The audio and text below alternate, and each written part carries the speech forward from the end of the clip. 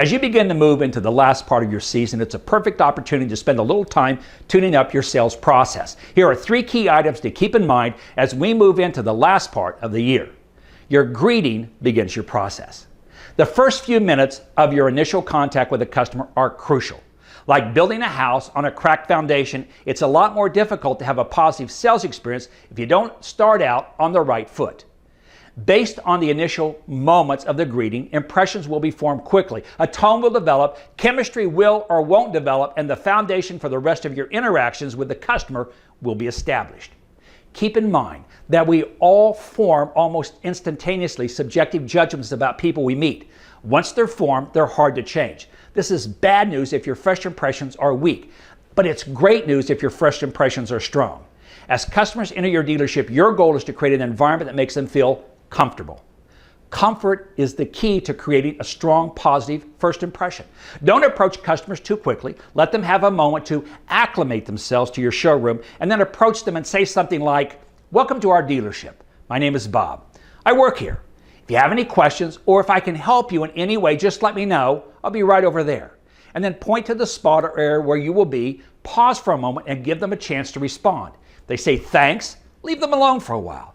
When they're not ready to interact with you, give them time to settle in. Number 2, ask the right questions. The best approach to selling is asking good questions and then listen intently to the answers. Selling is not about talking well, it's the ability to gather information, consolidate it, and provide a helpful solution. Customers want to talk. They want to tell you about their world, their unique problems, and themselves. Even if you've heard it a million times before, you know what they're going to say before they say it. Let them talk. Customers buy from you based more on how well you listen than how well you talk. Number 3 is learn how to use your brochure. Of all the tools you have at your disposal in sales, one of the most overlooked is the lowly brochure. Most dealers have a wall or rack that's packed with beautiful, expensive brochures that are drooping over from lack of use. That's because most salespeople have never been shown how brochures are actually supposed to be used. When customers come into your dealership to look at equipment, one of 2 things are going to happen. They're either going to buy or they're going to leave. There is absolutely no middle ground.